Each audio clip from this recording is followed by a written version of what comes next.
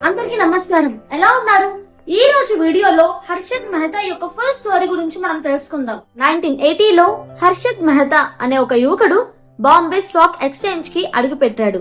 10 సంవత్సరాల లోపే ఒక సాధారణ జాబర్ నుండి స్టాక్ మార్కెట్ లో బిగ్ బుల్ గా మారాడు. ఒక lavish life style, 15,000 square feet, luxurious cars and powerful office ఆయన సొంతమయ్యాయి. కానీ హర్షద్ రేస్ ఎంత వేగంగా ఉన్నా అతని పతనం మరింత బాధాకరంగా మారింది.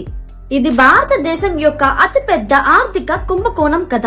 1973లో రాయ్పూర్ నగరంలో 18 సంవత్సరాల వయసులో హర్షద్ తన జీవితాన్ని కోల్పోయాడు.